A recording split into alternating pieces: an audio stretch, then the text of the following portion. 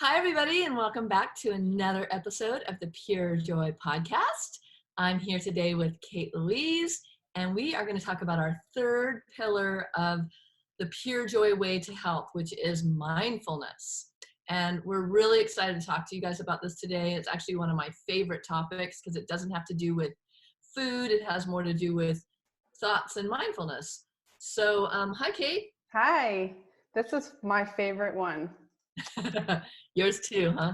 Well, because I feel like on my healing journey, this is the one I didn't do. Like, I didn't do this for years. I was just like, got to be so regimented with what I eat to heal my autoimmune, get my gut back in balance, get my hormones in order. And I just threw out the whole mindfulness piece. And I was like, once I found that meditation and everything else that we're going to talk about today, everything shifted. Yep, everything shifted. And so that's what we want to get you guys excited about is when you get into mindfulness, you can just shift your entire life in so many ways. And we have so many things we want to cover today, so I want to get right into it. But before we do that, I want to read a couple reviews from the podcast. So we always are inviting you guys to rate and review the podcast. And we have over 21 reviews now, and we are still at a 5-star rating, which is a great sign because it means you guys love us. And so one of the first ones from Holy Water 22 is, Elena is the best. These podcasts are so informative and great for anyone who is curious about overall health and diet. I went to one of her retreats with my mom, and it was such a life-changing experience. I learned so much, even though I am not vegan. And then the next one says, thank you from Mr. Darkbeat. And it says, this has become my favorite podcast. I learned so much from Elena, Kate, and all the guests. I love you guys, and thank you for all you do for putting so much joy, love, and knowledge of self-care and awareness into my life. And then the third one, since I haven't read any before, I'll just read 3, is from Lilypat. And it says, raises my vibration. I am learning so much amazing life-enhancing information from this podcast series. Wonderful. So I want to thank you guys for sending in your reviews because we love to see it and we do read them, and it gives us like encouragement to keep going because if you get feedback, then you go, okay, well, people are liking this, or you can give us feedback in any way you want, like say what you'd like to see or what you'd like to hear or what's working or what's not working, so then we can continue, because this is for you guys. Like, we're here for you. Like, Caitlin and I already know all this information, so we're here to like reach out to you. So anything you want to give us as far as feedback is really welcome. You can email us at podcast@purejoyplanet.com. You can just comment on the YouTube if you're watching this on YouTube, or Instagram. Comment anywhere. We get them, and also comment on the podcast. So, Yay. something to say about that, Caitlin? Yeah, I mean, we have so much in our heads. I feel like this is a really great outlet for us, and we can go super deep too. Like, some of the podcasts in our future are really just beyond food, beyond everything else, and that's what we're really excited to really dive deep with you. So if you're ready to go super deep with us, continue listening. Yeah, let's just keep doing it, and we keep learning, and we keep iterating, and we keep just becoming new people. So let's do this together. Follow us, subscribe, join us, and let's be a tribe. Like, that's what we, our Pure Joy family, we have thousands of people now that have done one of our courses or somehow are involved with us. And it's great because we're all in this together. We're just figuring out health, figuring out our lives, figuring out how to move through this 2020 reality and beyond. And things do continue to change. So let's just figure it out. Yeah. And really to have this to be somewhere to come back to feel normal. It's so many times with clients and myself even, I feel so abnormal in this world. Like, we're so different from everyone else. So having a place where you're like, oh, these are my people, like they get it and they're teaching me. And I mean, I do that with other people. Like, you got to have your safe place where you can come and feel sane and that you're on the right track. I love that, Kate. I love that because it's so true. There's so many times I feel really alone in things, like, because my diet is so different than even all of my friends here in Bend. Like, I sometimes feel like, gosh, like, so if I didn't have you, Kate, and like my students and the people that I know, and there's maybe 1 or 2 people here in Bend that are kind of into what I'm doing, but yeah, like we need each other. We need to stick together so we know that, we're not alone in this, because it helps to have community. And that's kind of Right. part of the mindfulness thing too, as we jump into that, is knowing that you have support, Yes, you know. absolutely. So yeah, so this is our third pillar. And if you haven't listened to the first two pillars, it's podcast episode number 42 and 43. And this is up episode 44, which I love double numbers. So that's super cool. And it's all about mindfulness. And the number 44, if you're into numerology or you follow that, means angels are everywhere. Mm. And so here we go. Like Here we we're go. mindful and it's all working out. So the first one was balanced nutrition. The second one was satisfaction, which I love that one. And then this one is mindfulness. Hmm. And yeah, this is our system for really just transforming our own health. These are the three things that when we are practicing these on a daily basis, they just keep us on track. So that's why we're sharing these with you. And like I said, mindfulness is such an important one that can be easily forgotten. It really can. So yeah, let's just kind of start. We'll start going down the list and we'll just talk about the things. So the first one, topic we want to talk about is that you can't eat your way out of an unhealthy body or mind. And what that means, and I heard Gabriel Cousins say it in a different way, and he's kind of one of my food gurus that I've been following for over 20 years. And he's an MD, and he teaches people how to like heal on a ketogenic plant-based diet. And he says you can't eat your way to God. And like the whole thing about like that we focus so much on food, and you mentioned it earlier, Kate, but it's the same for me. As I used to think every feeling I had was like, oh, what did I eat? Or what do I need to put in my body or not eat, not put in my body? Like I was so focused on the fact that it was something physical. And it really just comes down to like, you have to really go into the emotion or into the feeling to really start. And I was doing this actually this morning, like there was something I was hung up on and I was like, oh, it doesn't feel good when I think that thought. And then I decided just to dive into it, like a swimming pool. I'm just going to go feel that full feeling. And it was a feeling of kind of loss. And like, I'm just going to feel it. And it really wasn't, when I went into it, it really wasn't so bad. And I think what we do when we think we can eat our way out of it is like, I'm going to eat so I don't have to feel that feeling of sadness or loss or whatever the feeling is. And so I think it's really important just to start with acknowledging I'm having a feeling right now, and to, feel it. It could be anger. You could be like, I feel so angry. Great. What does anger feel like? Where do you feel it in your body? Okay, so this morning when I was doing this, where do I feel it? Okay, so I feel it in my solar plexus. Okay, what shape does it have? And I'm like, oh, it's kind of like a pokey shape. And then I'm like, what color is it? Oh, it's yellow. So and then by the time I asked myself 4 questions, it was like the energy started to dissipate. And I was like, okay, great. It's not scary at all. Right. It's like a body scan. That's a really great tip, actually. Just having those 4 questions and scan your body and really feel into it. I really like that. Yeah, I mean, and I've really been working with that lately because I have been an emotional eater my whole life of, oh, I don't want to feel it, so I'm just going to eat. Right. And there's so much research out too that our emotions do get trapped in our cells. And usually in our fat cells, there's toxic, stuck emotions that we're just storing in there. And that's why so many times on our coaching program, when people start to lose weight, they get this emotional detox where the anger comes out, or the sadness, or the unworthiness, all of those emotions. So it's, yeah, I love that. And we talked a lot about satisfaction last week, and we did mention this briefly, but when you let go of a food, like I'm going to give up sugar or I'm going to give up gluten, you need to have your emotion around that too. Because when we don't feel the loss or the sadness or the grief, and you can do that body scan with it, like, oh, I'm giving up sugar. What does that feel like? Oh, it feels a little scary because I don't know if I can do it. Where do I feel that? Oh, I'm kind of feeling it like right in the middle of my head. Like just, like be your own counselor and just ask yourself these questions. And you know what, in the show notes, we'll post the 4 questions so you guys can see like, hey, what do I need to ask myself? And like, how do I move through an emotion instead of eating my way out of it? Yeah, great. Awesome.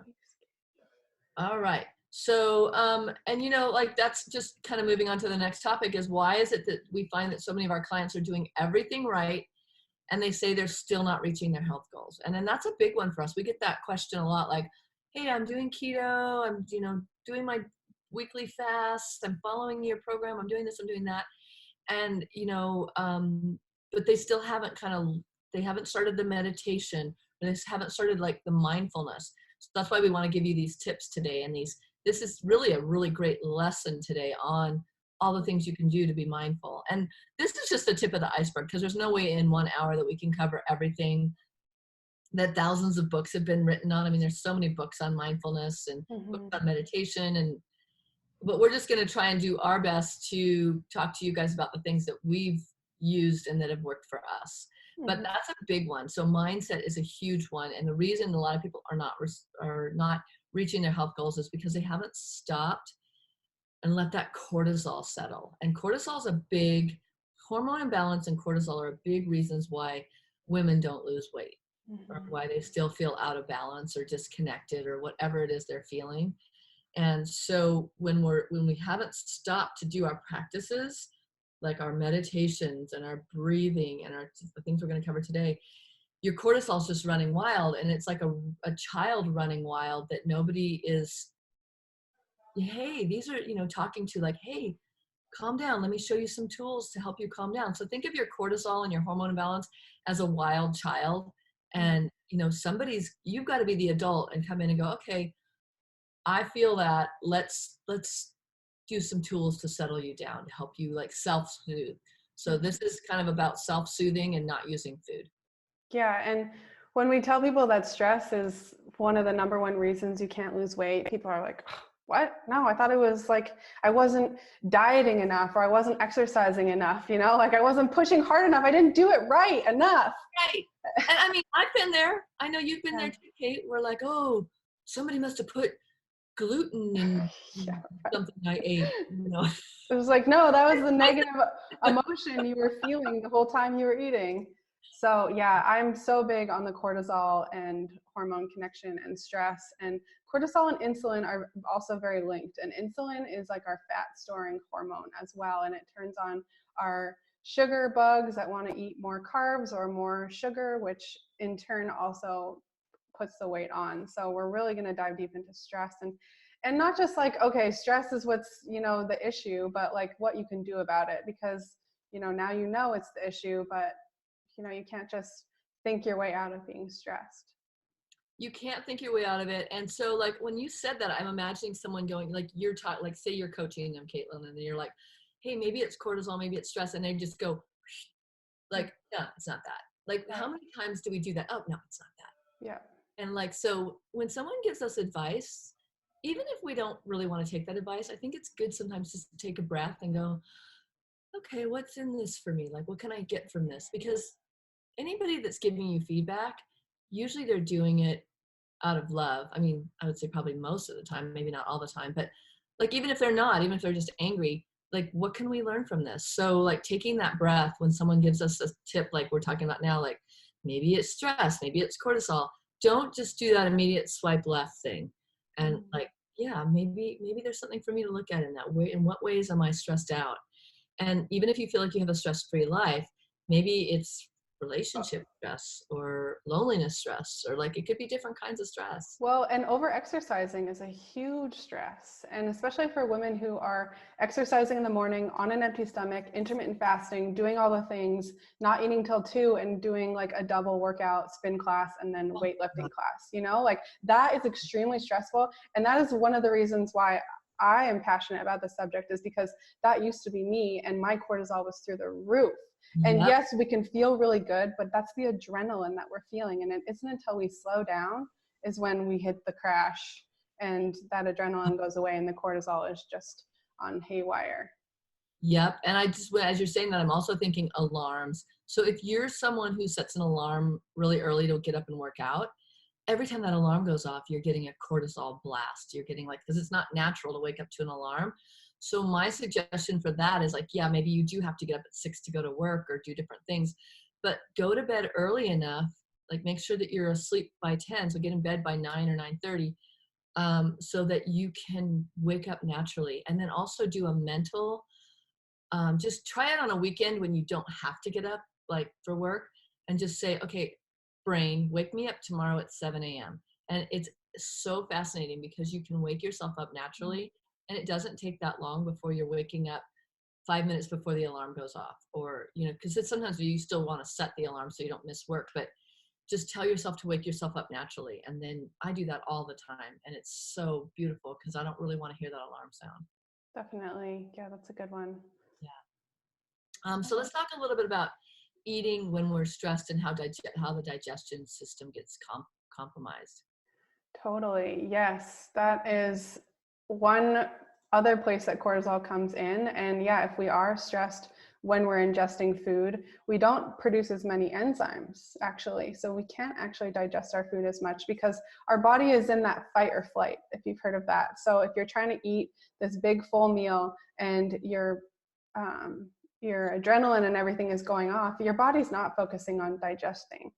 And so this leads to things called leaky gut, if you've ever heard of that, which is basically just gut permeability. It means that nutrients are leaking out of your gut because it's had so much damage to it.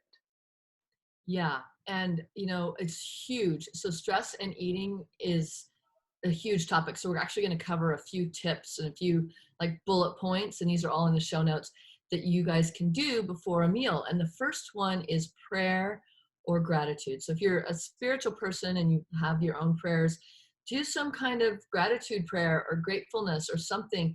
The first thing you want to do is just look at your food with your eyes before you even take one bite, and just be grateful for what's on your plate, and look at the colors and just ingest it and digest it with your eyes first. Like, wow, what am I about to have right now? And like, just drink that in energetically, and then send out that gratefulness. And that's going to slow you down and kind of take you out of that stress mode. Even if you're like, I've only got a 15-minute break and I got to eat, like that takes literally 30 seconds to just go, let me just take a breath and look at my food. Thank you so much. That's it. Like if that's all the time you have, great. Mm-hmm.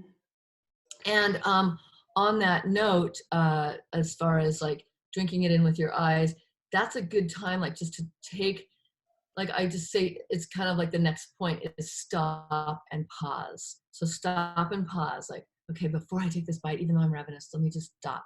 Okay, pause, breath. And that's a perfect time to take some digestive enzymes, because a lot of us, I actually always remember now to take my enzymes because I've set that in my brain, like, brain, remind me to take my enzymes.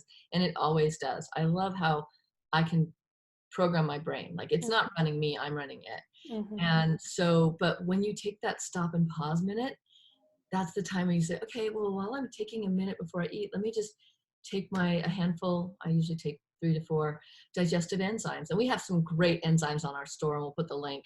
But whatever digestive enzymes work for you, there's so many kinds out there on the market, but just make sure you get some good ones.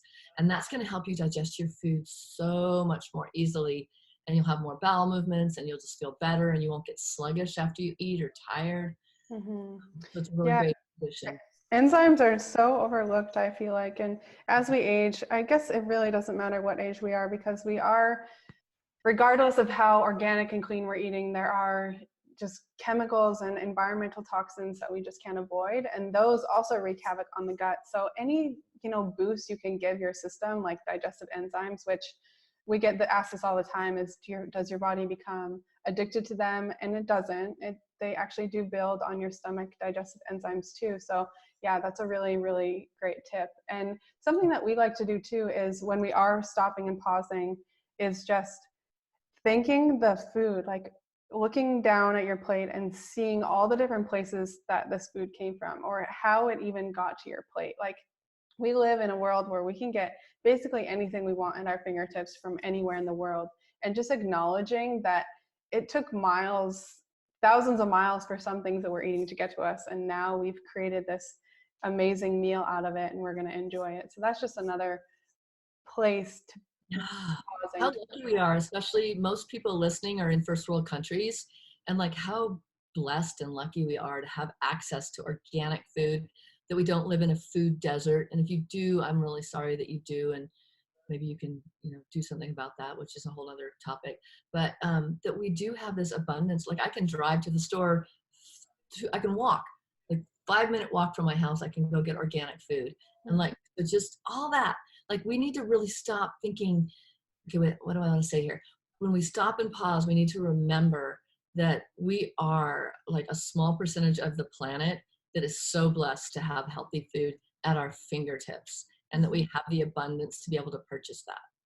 And if we're rushing through our meals, we're not even able to digest that gratitude either, which is also going to help us digest and assimilate our food. Like looking down on it, telling your body this is what it's going to utilize, all of these amazing nutrients, like not rushing through that whole part of it. Process.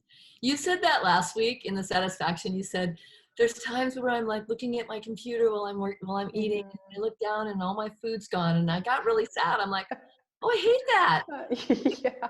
Actually eat that whole package of cookies. I don't even remember eating them. Oh, yeah. And that's our next one, is eat, breathe, and chew only. So while you're eating, make a point of only eating. Like, yeah, if you're being social and talking to a friend, great. But most of the time we're eating on our own, especially like, when we're working or whatever. But so you're eating and you're just like conscious and you're breathing with it and you're chewing. And remember to really chew your food. Like, one rule of thumb is to chew until it's liquid, which is about 40 chews, which I know is a really lot. But if you are someone who overeats and gets a lot of gas and bloating after you've eaten, or you feel like you look down and you're like, what happened to my food? This will be a good practice for you to chew, like even just for the first 10 bites. I'm going to chew each bite 40 times, just the first 10 bites. And then, go back to your normal pace. But what you'll realize is, wow, I never take time to really chew and be present. So we're talking about mindfulness today. So no phone, no TV, no magazine, no reading your mail, no whatever, social media while you're eating. And like, if you're listening to this and you want to become more mindful, really decide, like, don't like just listen to this right now and go, yeah, swipe left. Really decide, like, I want to take on this one practice this week. I'm going to eat, breathe, and chew. Like, even if I don't take in on all of the stuff that we're saying, that one thing is going to be life-changing, especially for people like me that have always been bloated after I eat. I'm like, oh, just bloated no matter what I ate. And then I realized a lot of that had to do with how fast I ate. I was sucking in so much air. I wasn't focusing on my food. And just getting back to the fact that you have something beautiful and amazing in front of you, and that deserves your full attention. And I think deserves is a really important word here, because we just talked about the fact that we're so privileged to have organic food at our fingertips, and that we're not even taking a moment to just be with it. Like, how sad is that? Yeah, chewing is actually another one of my huge aha moments in my healing journey too. It's like the simplest thing. I remember hearing it. I think we were at OHI even, and there was these boards everywhere, and all they said on them was chew, chew, chew, chew, chew, chew, chew, chew. And I was like, oh yeah, whatever. Like, that's so simple. Yeah, it's freaking simple. Like, and everything in my digestive system changed. Yeah, it's like, of course I chew. And it's like, do you really chew? Do you really chew? Yeah. And I never feel that stuffed feeling anymore because of the amount that I chew. Like, when you are so full, you're uncomfortable, you get sluggish, like that's your body really trying to digest huge pieces of food, and it can wreak havoc. That's another place that can cause leaky gut and all of these other inflammation issues. So definitely chew, chew, chew. Yeah, and a way to just check in on that is when you have a bowel movement, look in the toilet, and if you see undigested food, you're not chewing enough. And that's why it is, I mean, and this is another topic too, and for another day, but it's why it's important to do, a blended cleanse or a juice cleanse from time to time, just to give your digestive tract a break from all this roughage you're trying to digest. Definitely. Yeah. All right. So our next topic on this whole mindfulness journey is meditation. And, meditation can mean a lot of different things to a lot of different people. You could actually say meditation/prayer, but I heard a great quote and I love it. It says, meditation is listening to God and prayer is talking to God. So really, meditation is about listening, and that's so ties in with mindfulness. Definitely. So we have a lot to say about meditation. I know, I'm like, where do I start? Because it can feel like a daunting task for a lot of people. Elena and I are actually in a 21-day abundance meditation course right now, which is super, super exciting. But my partner, he never meditated, like sitting down meditation. His meditation has always been running. Like running is like where he gets his mind clear, which is another form of meditation. It's a moving meditation, but he's also doing this 21-day practice where you're sitting down for at least 15 to 30 minutes a day, and there's a task, and there's a beautiful meditation by Deepak Chopra, and it's like it completely calms the nervous system. And then I see it in him, and he's like addicted to it now. It's like all you have to do is start. Like, we are going to give you some of our favorite apps and some of our favorite books on it, but literally it can be 5 minutes of sitting. You don't have to like shut off your mind or like shut off all thoughts, because I feel like that is also another daunting thing, where when I got into meditation, that's all I thought it was. Like, I just have to have a completely blank head. And it's like, if I don't do that, then I'm doing it wrong. Exactly. Which is stressful. Like, that's not meditation. It's stressful, because how it's, yeah, I mean, that's another thing I'm doing wrong. Yeah. And that's where I don't feel like that's the goal. I feel like when you're first starting out too, doing a guided meditation is really, really powerful. Like when someone's guiding you through visualizations, that can be a really, really great way to start. And that's definitely the way that I started, because I didn't completely shut off my mind. I was listening to someone give me instructions, but it definitely got me into that really, really peaceful state. And now I can just listen to like some meditation music or the binaural beats or whatever, and really just go deep. But the guided ones are a really great place to start. Guided ones are great. And we have a lot of different apps that you can practice with. But, you know, I want to like just, there's a book by, it's called Mindfulness by Mark Williams and Danny Penman. And I want to read you this quote. It says, numerous psychologist studies have shown that regular meditations are happier and more contented. Regular meditators are happier and more contented than average. And there's so many statistics. Like there's a book by Sam, dang, I can't remember his last name. I know we have it listed here. Harris. And he said his book is called 10% Happier, and he actually did statistics on people and like did questionnaires, and people are happier from meditating. And we just want to encourage you to start out if you haven't meditated before and it's something you've been thinking about doing and you just keep putting off. Like on one of these apps that we suggest, like both Caitlin and I love Insight Timer.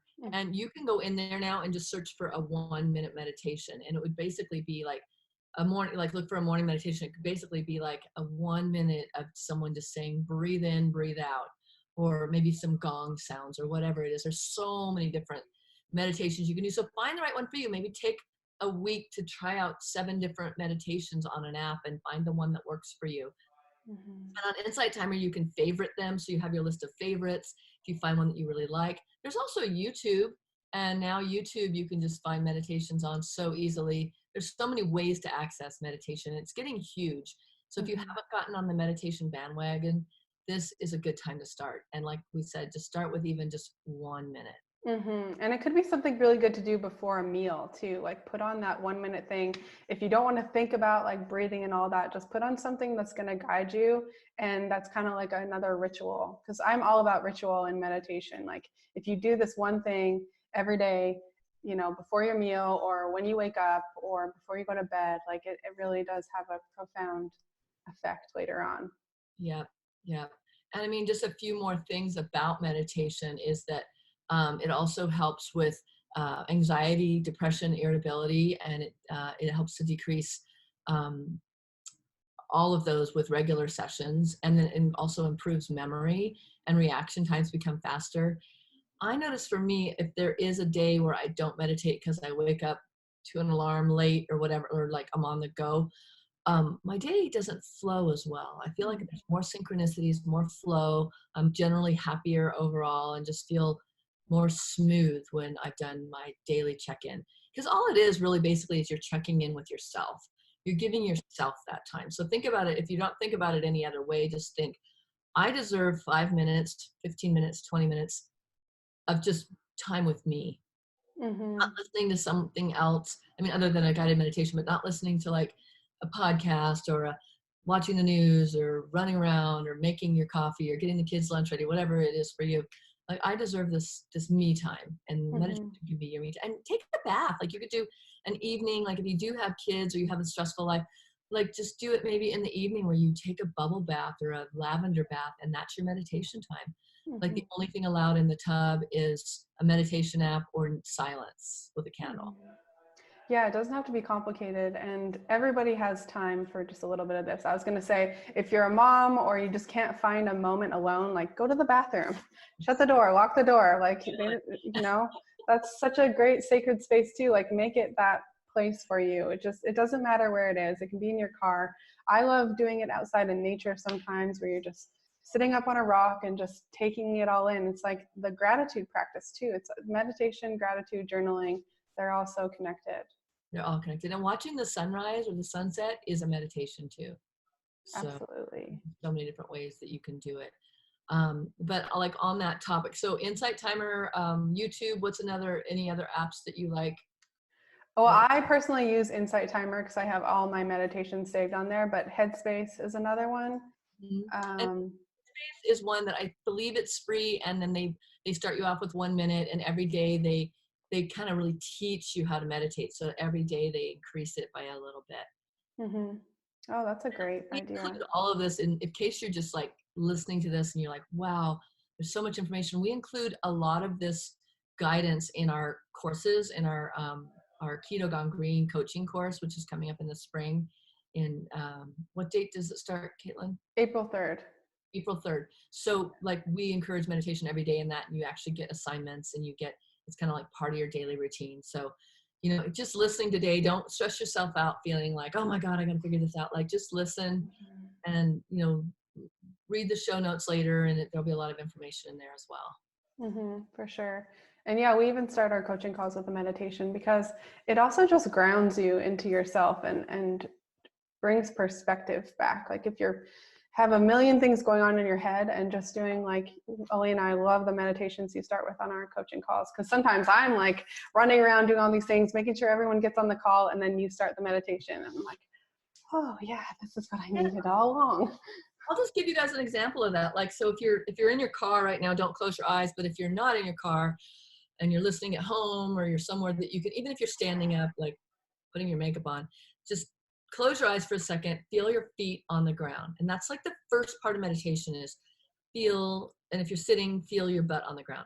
Like feel yourself in the chair. I'm feeling my feet on the ground. And that's the first part. And then just take a deep breath in through your nose. And then hold it in for a second. And then slowly breathe out like a straw through your lips. Do that 2 more times. Hold it in. Slowly breathe out. 1 more time.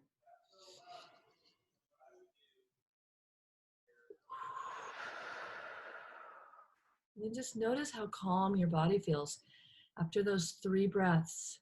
That's it. You're meditating. And just take a moment and just say, hello, me. Hi. How are you today? Check in with your inner child. How is he or she doing? Say, I love you to yourself. I love you, me. I love me. Another deep breath. That's it. You meditated. So it doesn't have to be complicated. Like this can happen when you get on the airplane, or you're waiting for your plane, or you're waiting in line at a grocery store and you feel annoyed. Close your eyes for just a second. That was less than a minute, right? You can do it. You can do it. Yes. You can do it. A few books that we like too, we want to talk about. I'm just rolling right on. Sorry, Caitlin. Sure. No, that's great. Yeah. I feel like books I've learned so much from, and they can be another ally besides listening to podcasts and all of this stuff. Like listen to other people who are experts in this, in mindfulness. I mean, there's so many books on this, but some of my favorites, and I know Elena, this one's your favorite too, is The 4 Agreements. That's just a must always. Everybody should read that one. Yeah, that's by Miguel Ruiz. And those 4 agreements, like they are part of my life. The first one is be impeccable with your word. So that could mean several things. It could mean be impeccable with like, I promised you that I would do that, so I'm going to do it. But it's also like everything that comes out of your mouth should be impeccable. Are you talking about people? Are you putting yourself down? Because if you are, you're talking about yourself negatively. And that's like a huge, uh-oh. Just everything that comes out of your mouth should be impeccable. And like, of course we don't always get it right, but just to remember to be impeccable. And then the other one, I don't know what order they're in, but the other one is, don't take things personally. If someone got mad at you or like something happened, don't take it personal. Like, yeah, easier said than done, but it's something that you just keep going back to if you get offended, like, oh yeah, the 4 agreements say don't take things personally. Yeah, because we're all trying to figure it out. We're all playing out our own stories and experiences. And yeah, it's never anything to do with ourselves. It's always it's always to do with ourselves and not the other person. Yep. And then another one of the agreements, I think this is the 4th one, is always do your best. And so in any moment when you're doing something, if you're doing your best, even if it's not someone else's best or what could be your best on another day, in that moment, if you're doing your best in that moment, you can say, you know what, I did my best. Like, and then you can just let it go. Versus like, like let's use running for an example. Oh my gosh, I feel so horrible today, but I'm doing the absolute best that I can for me. And so that just kind of helps you just feel like you can go to bed and just breathe easy, knowing that you did your best in every moment of the day. And the other one is don't make assumptions, which is also super, super important. And how many times during the day do we make assumptions? Oh, she didn't text me back. Oh, is she mad at me? And like, like, it's so silly. And then they're like, sorry, later they're like, sorry, I was in a meeting or whatever, and then you like, end up laughing at yourself because you're like, why do I always assume the worst? So texting in general is like the biggest place where you should not assume. You cannot assume people's emotions through text messages. And if you try, you're usually wrong and you're just going to hurt yourself. Miserable. Yeah. All right. And so then the next, so that's it with the 4 agreements. And then another book, which I just mentioned already earlier, is Mindfulness. And also just before I say more books, I like Audible because I love to read, but usually I end up falling asleep because I like to read in bed. So the Audible is great because I can listen while I'm driving. Yeah, I love using Audible too. Another one that I really like is Untethered Soul by Michael Singer. I also feel like that's like a must read at some point in your life. Must read. Yeah, and then he has another book called The Surrender Experiment, which I think Caitlin, you and I both listened to at the same time, but that was a game changer for me. So Michael Singer, and this is all in the show notes. Yeah, these are like Bibles too that I feel like you could read a couple times. Like if you're ever feeling stuck, reading one of these books is also like very good, just as much as meditation is. Yep. Yeah, go ahead. Nonviolent communication. I think that you had put that one down. It's also called compassionate communication. So just learning how to communicate better, because a lot of this, what we started out this podcast with was, eating mindlessly because we're emotionally upset. And a lot of that has to do with communication with others. So if you can learn how to communicate in a way that's effective, nonviolent communication is one of my, I had a roommate that was a practitioner of it. She was a teacher. So I learned so much from her about communicating needs and finding out what the emotion actually is, because it's not always frustration. It's not always anger. There's all these subtle emotions. So when we start to learn how to communicate in a way that everybody feels good, it's a game changer, because we weren't born with a handbook, so we got to figure it out. Yeah, I mean, I feel like that one's like freedom. Once you learn those tools, Elena, you taught me so much about this. I remember in Bali the first time, it's just like a big part of the academy is nonviolent communication, and it's just it just changed my world. Yay. So I love that one. Another one that I really love is Radical Acceptance by Tara Brach. That one is also like a staple for me. Tell me about that one. Yeah, it's just accepting all parts of you. I mean, she goes super, super deep. She has a new one out called Compassionate Acceptance too. So even just looking up Tara Brach, she's one of those like along the lines of Byron Katie that I just really, really love and go back to over and over. Yeah, and she has a lot of free guided meditations and free Dharma talks. So what a Dharma talk is it's a talk that a spiritual teacher will give before a yoga class or before a meditation. And it's just things to listen to help you kind of feel good and relax and know that being human is part of the condition, is that we're not always feeling perfectly balanced. And so her talks just are very soothing, about what it's like to be a human. And she always gives breathing and tips. And I love her voice. It's very soothing as well. Yeah, I love that one too. Is there any more books? That's it for me for now. Great. Those are good ones to start Yeah. with. And then, okay, so let's just keep moving with our tools. So another one, and this is more of like around mindfulness, of counting to 30 or waiting 10 minutes. And this is something I heard about, like, can relate to cigarette smoking or eating sugar or like foods that when you're not hungry, but you want to eat something. So the 10-minute thing, like I can have it in 10 minutes. So what usually happens within that 10-minute time is the wave of whatever, the wave of craving dissipates. And you're not telling yourself no, you're just telling yourself to wait. Okay, yeah, you can have that cookie or you can have that thing, but just wait 10 minutes. And so you just set your timer on your phone, go about your business, do other things. And then when the 10 minutes hits, you're like, I guess I'm not in the mood anymore. It works. If you are still in the mood, great. It works really well with my partner. Yeah. I'm like, oh, just wait 10 minutes if you want that thing. And he like totally forgets. So I think it works with Yeah. everyone, not just ourselves.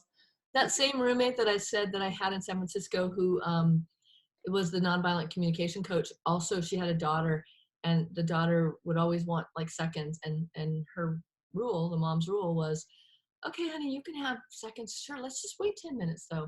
So she always had that 10-minute rule as well. And then, yep, sure enough, most of the time the daughter's like, yeah, I guess I'm not hungry. So it's a good Or they're doing something else already. Yeah, you're like onto a puzzle or something. Okay. And then this one, next one is one of your favorites, Caitlin. I know.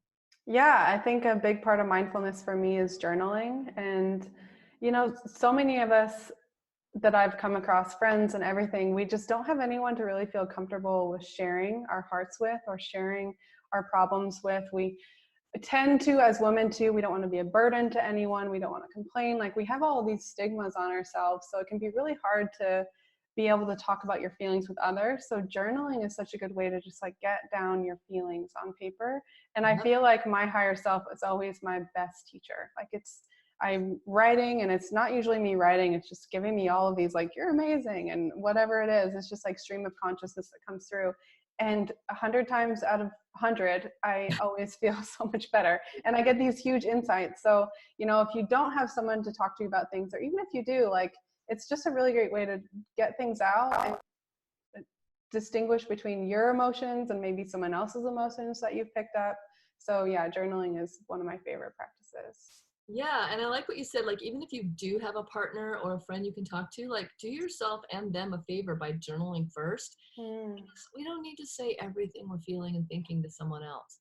Like, the journaling is a way of just like having our own conversation. And one thing that you said, like, where you move into stream of consciousness, which, if you're not familiar with that, what that means is, as you start to write, you feel like it's no longer you, the human, writing, but you, the higher self, writing.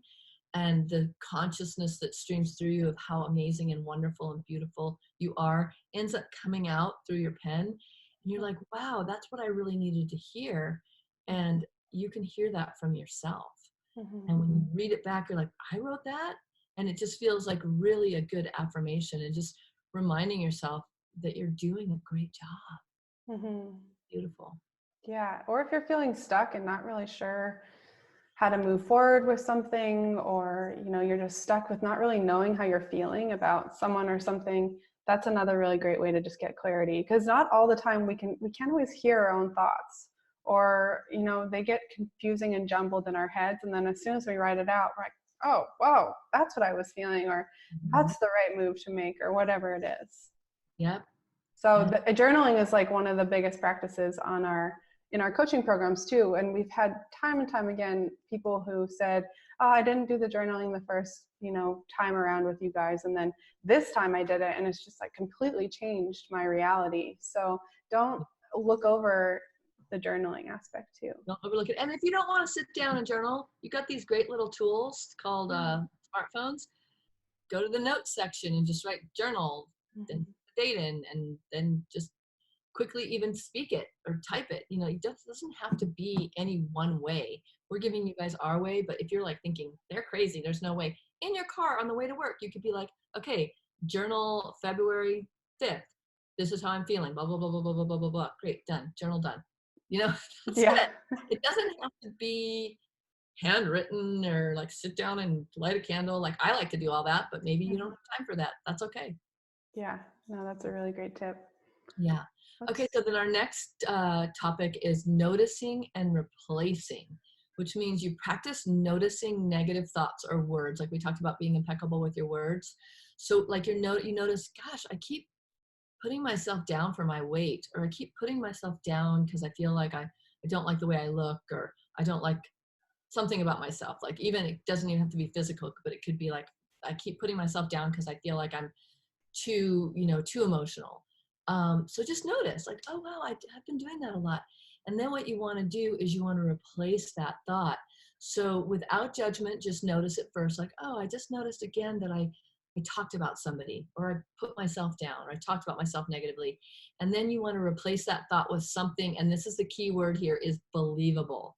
You can't replace that thought with, I'm not overweight, I'm gorgeous. Like you can't put in a thought that you don't believe yourself, but you could say something like, oh my gosh, I love the way my hair is looking today. Or I love how kind I was to that woman yesterday at the grocery store when I let her in front of me in line and we had a nice conversation. Like find something that you believe about yourself that you can put in place of this negative thought that you're having about yourself. Like, wow, I'm really a generous person. I notice that I'm always, being super generous to my friends and giving them things and da, da, da, da, or even generous with my words to them. So that'll make a huge shift, and it takes you out of that negative thinking. But you don't want to beat yourself up for the negative thoughts. You just want to notice them, because guess what? Most of us are running some kind of program all day long that's not even our stuff. It comes from the news, it comes from society, it comes from the ethers. Like a lot of our thoughts are not even our own thoughts. And that's a trippy one right there, thinking, is this even my thought? So just noticing it, going, oh, there's something that's not friendly. Let me just put something good in place of that. And repeating it over and over again. I don't know how many times that I've been working, concentrating on something, and I'll have this thought just like repeating over and over and over again in my mind. And then I stop, I'm like, why am I even thinking that? That's weird. Like maybe I should start thinking about something else. I've caught myself doing that too, where I was like, wow, I've been on this thought for like 5 minutes. Dang. Time to body scan and breathe and ask myself what that feeling is. Yeah. So we're giving you guys a lot of tips and tools today, and we're just kind of moving through them quickly. But you can go back and read these in the show notes as well and listen to this a couple times, because there's a lot of information packed in. The next one is the am I hungry question. How many times have we gone to the fridge or gone to the cupboard or been somewhere out with friends and we're not hungry, but we're like just stuffing something down? So that's it. You have to ask yourself the question, am I hungry? And then if the answer is yes, great, proceed. If there's no, then you want to find out, again, go to the body scan. What is the sensation? And is there something other than food that I can replace it with? And here's some examples of things that you can replace eating with. And in the moment, sometimes it's really difficult because you just want that thing. But if there's a friend around, like that you're with, talk to them or make a phone call. Like, oh, I've been meaning to catch up with my friend. I'm going to call them right now. So that's one. You want to talk about the second one, Caitlin? Yeah, going for a walk. That's like one of the quickest ways I've seen. And for me to really get out of that pattern of wanting to eat something, like get outside, suck in the fresh air, suck in the life that's going on all around you, and fill yourself up with that. Well, think about it. When you're in an argument with someone, what's always the advice? Take a break, take a walk. It's always like, I'm going to take a walk. Why not do that when you want to overeat or when you want to do something that's harmful to yourself? Take a walk. I find moving through emotions like that is the most powerful way. I mean, we're the only species that doesn't know that. And animals know the quickest way to get over a trauma is move. Like a lot of animals, right before they, miss getting killed or something by another animal, they just start shaking. They're like shaking out their emotions. I love that. And humans, we don't really have that as much. Yeah.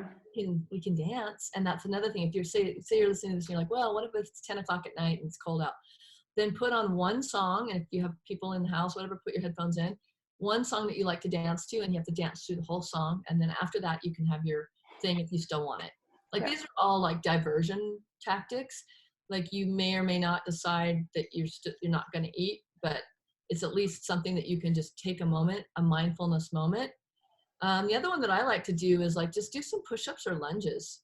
Mm. That's really beneficial to your body. Mm-hmm. You're gonna feel like, oh wow, I did something good for me. So now I don't want to do something bad after that. Like I don't want to Yep. eat sugar because I just did push-ups and lunges and I feel so good about myself.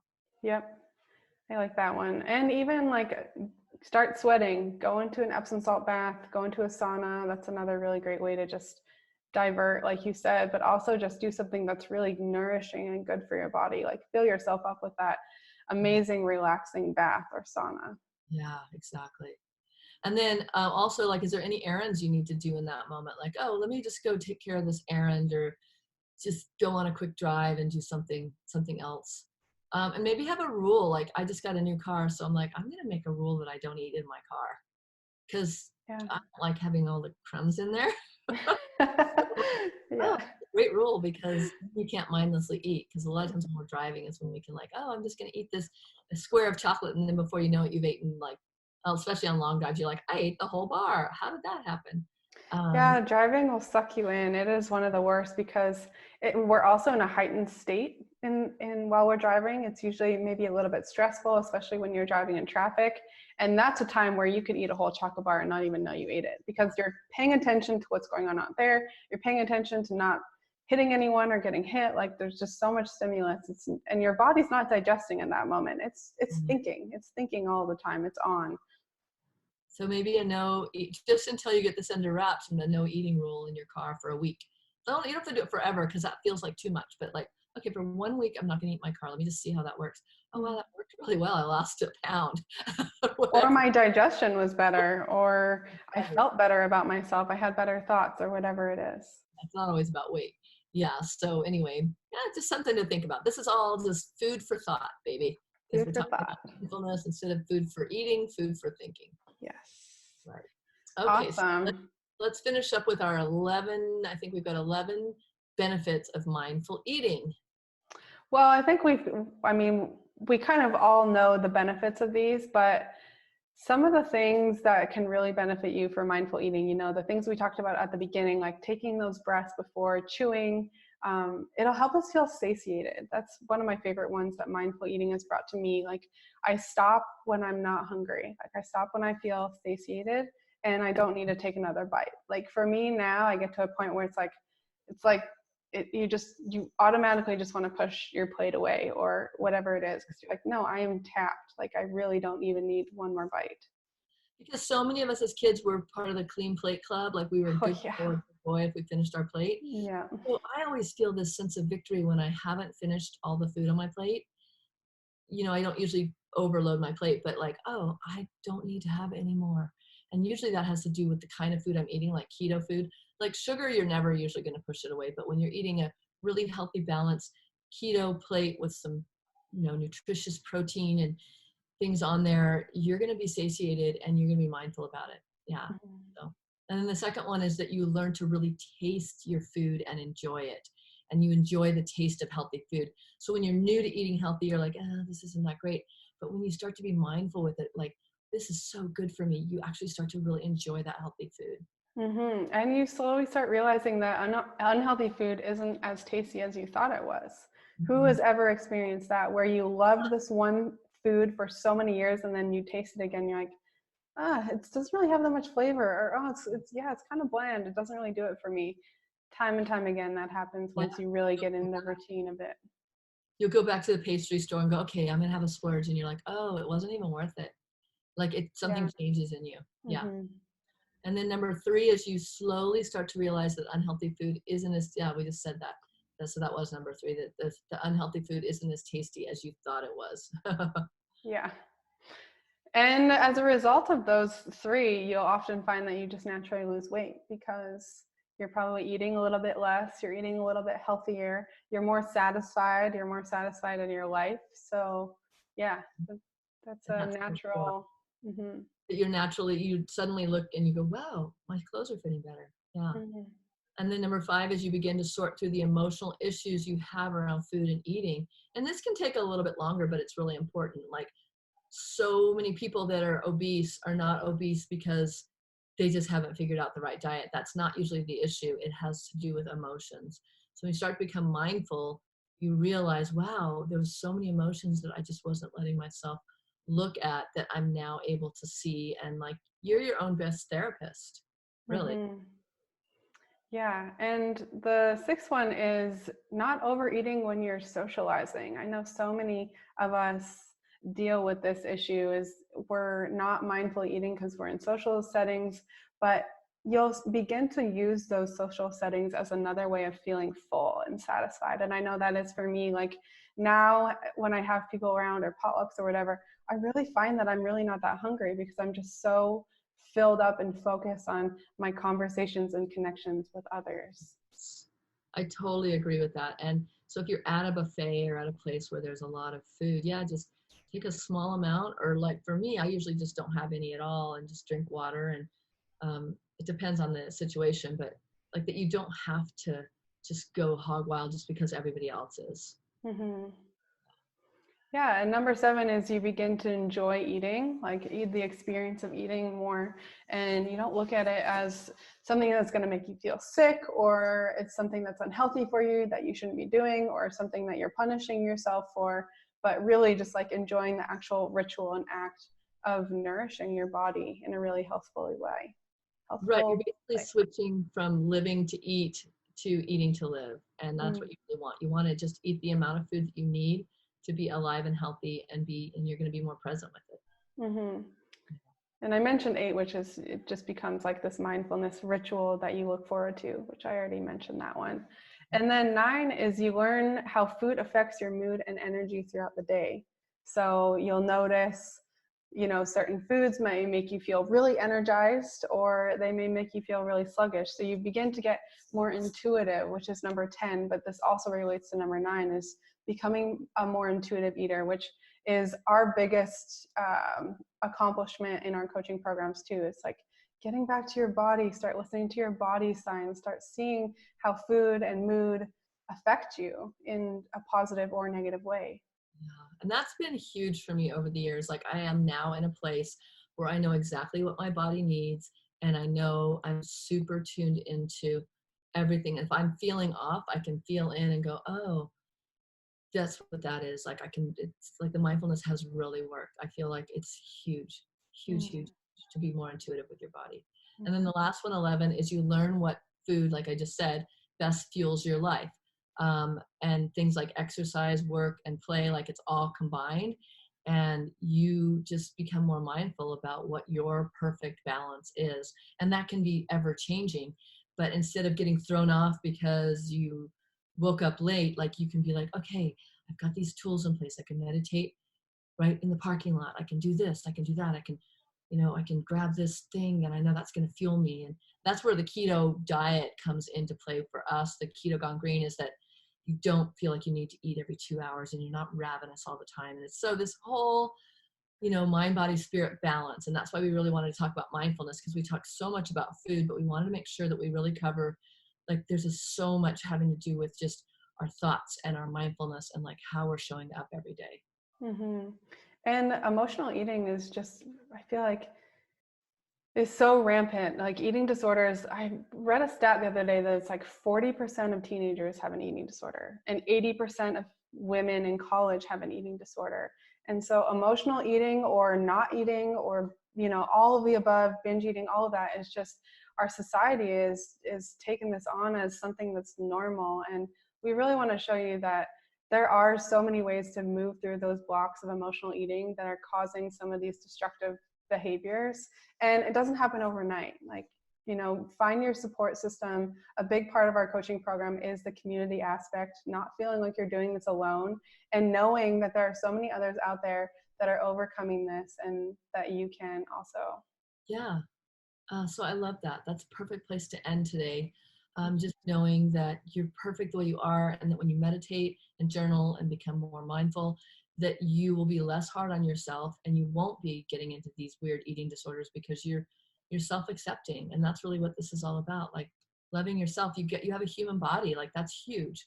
Your limbs work, that's huge. Your eyeballs work, like there's so many things to be grateful for. So You're in a body that can walk and move. exactly. Mm-hmm. Yeah, so we want to thank you so much for joining us today. This has been so fun, Caitlin. I really enjoyed this. I feel like we just could keep going, but we're gonna stop here. And I want to remind you guys, if you're watching this on YouTube, to subscribe and give in the comments. Give us a thumbs up. If you're listening to this on podcast, to give us a rating and review and give us feedback so that we can keep going and let us know what you want to hear from us. Send us an email at podcast@purejoyplanet.com. You can also visit the website, purejoyplanet.com, and find out about our online courses and get your free recipes and free juicing classes. We have so much free stuff on there for you. Anything else you want to say, Caitlin? No, that's perfect.